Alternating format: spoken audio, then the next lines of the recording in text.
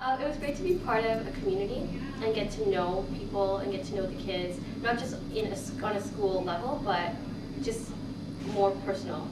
So we got to be a part of the Harvest Dinner. I got to volunteer with Girls Club, and I got to meet people who work at I think it was the weather station. Yeah. And it was, I really enjoyed that. It was definitely fun to go somewhere that I've never been before, and it was definitely somewhere way outside my box. Like, I've never been anywhere so remote. I've never been so outside of a city, and it was really enjoyable to see how people live and the community and nature around it. And I think it's important to want to step out and do something different that you're not used to. Even if you're shy and it's something that you're thinking about doing, give it a shot, because really, what's the worst that can happen? Later in life, if you don't do it, you might regret not doing it. And I can tell you right now, looking back at it, it was one of the most fun experiences I've ever had. And I would do it over again in a heartbeat. Also, you have to be creative as well. It's very open-minded. Bring that creativity to a math lesson, or to an English lesson, or to a geography lesson. And just have them do a lot of maybe hands-on things that just represent their community, represent who they are, make it more personable. We got to go hunting, which was amazing. And coming from Toronto, I've never seen anything like this. Our neighbor, the first day we got there, we went for a walk. And our neighbor's like, come on in, I have 2 moose hanging in my garage. And I walked in and I saw these moose hanging, and his wife was just shaving off pieces. And I thought, how amazing is that? Something so simple, and it's part of their livelihood, and it was just amazing.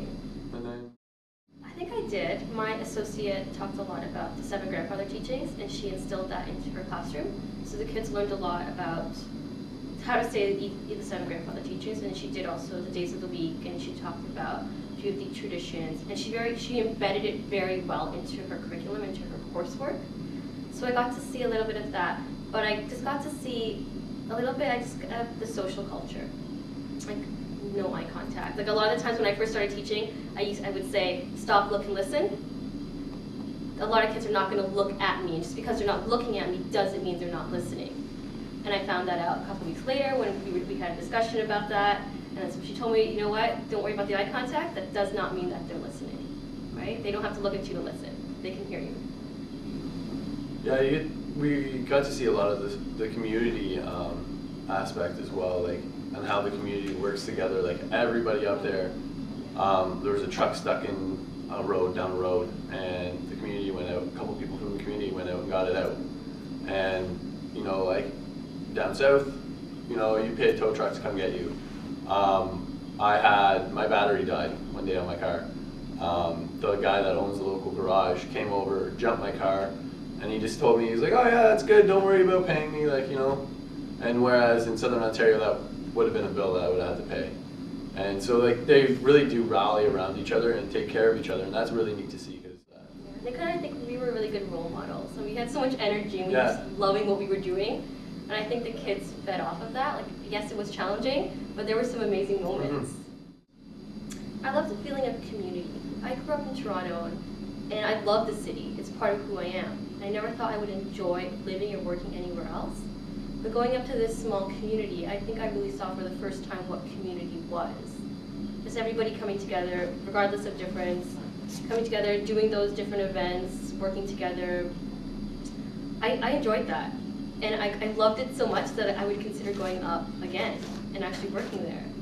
So I got to see, although I'm a city girl, I can be in a small town and love it because of the fact community is such a strong aspect. But as soon as the community met us and rallied around, you're just like, whoa, you get involved, and the next thing you know, you don't miss your cell phone, you don't miss the internet, you don't miss all these things being connected all the time. Yeah, and it's an internal connection. Right? It's not an external connection like we are. Like we are connected in the city. Right? It's internal. You're around all these people, and it's different. Yeah, you're connected to people rather than your device in your hand.